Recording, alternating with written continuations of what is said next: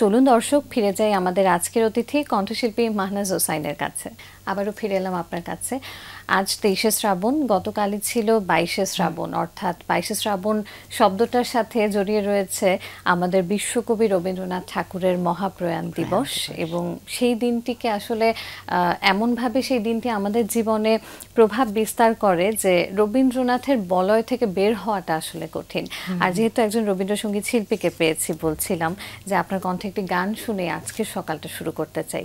হয়ে যাক একটি গান। নিশ্চয়ই। কোন গানটি শোনাবেন? সকাল পূজা।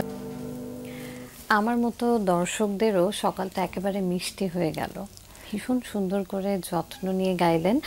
আমি রবীন্দ্রসঙ্গীত যেহেতু শুনছি এবং আমরা রবীন্দ্রনাথ ঠাকুরকে স্মরণ করছি, প্রথমেই যে বিষয়টা সম্পর্কে আপনার কাছ থেকেই আজ একটু জানার সুযোগ যেহেতু পেয়েছি, জেনে নিতে চাই যে রবীন্দ্রনাথের পূর্বপুরুষদের সাথে আপনার পারিবারিক ঐতিহ্যের একটা যোগসূত্র রয়েছে, সেই বিষয়টা সম্পর্কে একটু যদি বলেন। আমার নানির বাবা, তাদের পূর্বপুরুষ এবং রবীন্দ্রনাথের পূর্বপুরুষ বেশ অনেক আগের জেনারেশন, তারা দুই আপন ভাই ছিলেন। হ্যাঁ, তারা 4 ভাই ছিল: সুখদেব, কামদেব, রথীদেব, জয়দেব। তো সুখদেবের ইয়েরা যারা পরের জেনারেশনরা হচ্ছে রবীন্দ্রনাথ ঠাকুরদের উত্তরসূরিরা।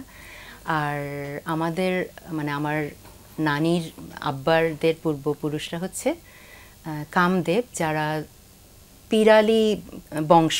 এটা একটা বিশাল হিস্ট্রি ইন্ডিয়ায়, কলকাতার ওই দিকের। তো তারা ওই কনভার্টেড মুসলিম, এবং সে কিভাবে হলো মুসলমান, তারপরে কিভাবে ধর্মান্তরিত হলো রবীন্দ্রনাথরা, সুখদেব এবং কামদেব দুই ভাই কিভাবে সমাজচ্যুত হলো, সেটির একটা বিশাল গল্প। তো রবীন্দ্রনাথরা যখন, আমি যেটা শুনেছি আমার নানির কাছ থেকে, মানে আমার আম্মার ছোট খালা যিনি কলকাতায় থাকতেন, উনি মারা গেছেন রিসেন্টলি। তো ওনার কাছে এসেছিলেন যখন রবীন্দ্রনাথের পূর্বপুরুষ ওই ফ্যামিলি ট্রি করতে গিয়ে দেখলো যে তাদের একজন ওরকম আরেক ভাইয়ের অ্যানসেস্টাররা সব আছে হচ্ছে কলকাতার পার্ক স্ট্রিটে। তো সেইখানে তখন আসেন আমার আম্মার মামু এবং খালা, তাদের সাথে কথা বলেন, এবং সেই সূত্রে তখনই আমরা জানলাম। তার আগ পর্যন্ত কিন্তু আমরা জানতাম না তেমন। হ্যাঁ, তো এইটাই একটা হিস্ট্রি। মানে এইটা আমার বুবু, মানে আমার আম্মার খালা, ছোট খালা, উনি এটা নিয়ে একটি লিখেছিলেন একটা কলকাতায় ম্যাগাজিনে। উনি অনেক সোশ্যাল ওয়ার্কার ছিলেন এবং জোড়াসাঁকো, শান্তিনিকেতন, ওখানের সাথে তার খুব সম্পৃক্ততা ছিল। এবং আমার নানিরাও সবাই রবি ঠাকুরদের বাসায় ওখানে যেতেন।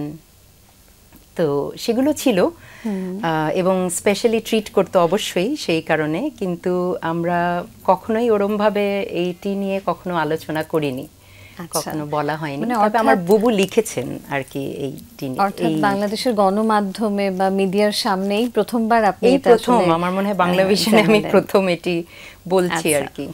আপনার খুব ছোটবেলাটা কি মনে পড়ে যে কোন সময় প্রথম রবীন্দ্রসঙ্গীত আপনাকে আসলে ছুঁয়ে যায়? আমার গুরু রেজওয়ানা চৌধুরী বন্যা আপার গান প্রথম শুনলাম, তখন আমি 6-7 এরকম পড়ি। তো তখন আমার মনে হয়েছে যে এত সুন্দর কেউ গান গাইতে পারে। তো সেখান থেকেই আমার রবীন্দ্রসঙ্গীতকে ইন আ ট্রু সেন্স ভালো লাগা শুরু হয়েছে। এবং আমার বিকাল কাটতো ওনার সাথে গান গেয়ে গেয়ে, মানে ওনার ক্যাসেট চালিয়ে আমি ইনডাইরেক্টলি, উনি আমার গুরু সেই আমার ছোটবেলা থেকে।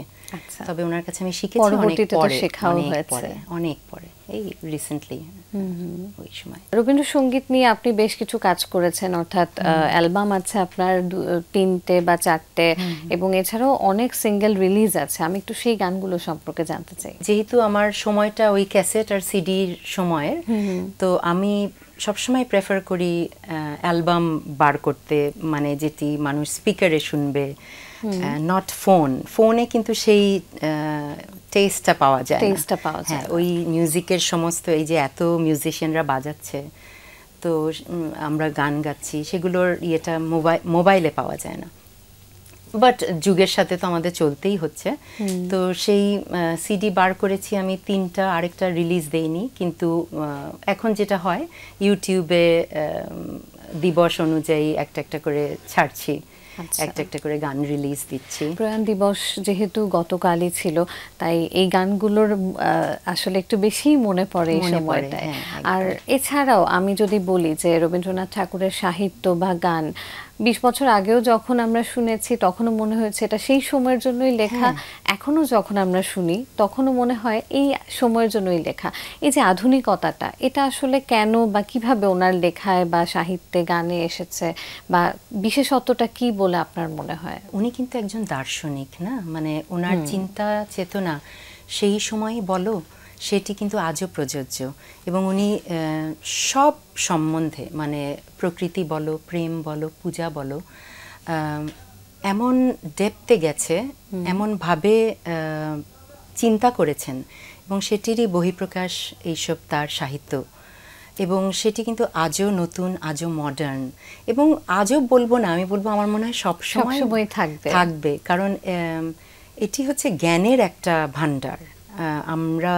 আমি খুব ক্ষুদ্র একটি অংশ হয়তো জানি বা চেষ্টা করি জানতে, এবং প্রতিনিয়ত জানতে থাকি। আর গানের ব্যাপারে যেমন আজকে গাইলাম, কালকে এই জিনিসটা আমার পছন্দ হচ্ছে না, মনে হচ্ছে ঠিক হলো না, এই যে কন্টিনিউয়াস একটা প্রসেস। তো রবীন্দ্রনাথের গান গাইতে আমি বেশি স্বাচ্ছন্দ্য বোধ করি, এবং আমার মনে হয় এইটার যে মিনিং এবং ডেপথ, এরপরে আর আমাকে আসলে অন্য গান টানে না। এইটাই মেইন কারণ যে আমি রবীন্দ্রসঙ্গীত করি। খুব ভালো লাগলো আজকে আপনার সাথে কথা বলে, এবং এমন একজন মানুষকে সামনে পেয়েছি যিনি নিজেও খুব টিপটপ পরিপাটি থাকার চেষ্টা করেন, এবং তার গানের মধ্য দিয়েও একটা প্রশান্তি তিনি আজ সকালটায় ছড়িয়ে দেওয়ার চেষ্টা করলেন আমাদের সবার প্রাণে। অসংখ্য ধন্যবাদ আজ দিন প্রতিদিনে আসার জন্য। যদি দর্শকদের উদ্দেশ্যে ছোট করে কিছু বলার থাকে। এখন তো আমরা আসলে খুব অশান্ত সময় একটা পার করছি, তো আশা করি সেটিও কেটে যাবে, কারণ সব কিছুরই একটা শেষ আছে। সুতরাং আশা করি সব ভালো হয়ে যাবে, ঠিক হয়ে যাবে, এবং যত মানুষ জানার চেষ্টা করবে সাহিত্য, এবং নিজেকে একটু চেনার চেষ্টা করবে, ভাবার চেষ্টা করবে। আল্লাহ তাআলা আমাদের মানুষ হিসাবে তৈরি করেছেন, তো আমাদের অবশ্যই চিন্তা করা উচিত, সব কিছু নিয়ে চিন্তা করা উচিত। কি বলছি, আমি গানের কথাই বলছি, যে সেগুলো নিয়ে অবশ্যই আমাদের একটু চিন্তা ভাবনা করলে আমরা হয়তো আরেকটু ব্লেন্ড করতে পারবো গানের সাথে। বাহ, চমৎকার বলেছেন। একটা গান শুনতে শুনতে আজ বিদায় নিতে চাই, তার আগে আমি একটু দর্শকদের থেকে বিদায় নিয়ে নিচ্ছি। দর্শক, এতক্ষণ কথা হচ্ছিল অতিথির সঙ্গে, এবার সময় হলো বিদায় নেবার। আমাদের অনুষ্ঠান সম্পর্কে আপনার যে কোনো মতামত ও পরামর্শ জানাতে লিখুন এই ঠিকানায়। প্রযোজক দিন প্রতিদিন, বাংলাভিশন, নূর টাওয়ার, 110 বীরোত্তম সি আর দত্ত রোড, ঢাকা 1205। ফোন 96320303 থেকে 4। আমাদের ইমেল অ্যাড্রেস dinprotidin@banglavision.tv। ব্রিটিশ চলচ্চিত্রকার ও কমেডিয়ান চার্লি চ্যাপলিনের একটি উক্তি বলে বিদায় নেব আজ। তিনি বলেছেন, আমার সব থেকে ভালো বন্ধু হলো আয়না, কারণ আমি যখন কাঁদি তখন সে হাসে না। প্রিয় দর্শক, সবাই ভালো থাকুন, সুস্থ ও সুন্দর থাকুন। আজ সারাদিন সবার জন্য শুভ ও কল্যাণময় হোক।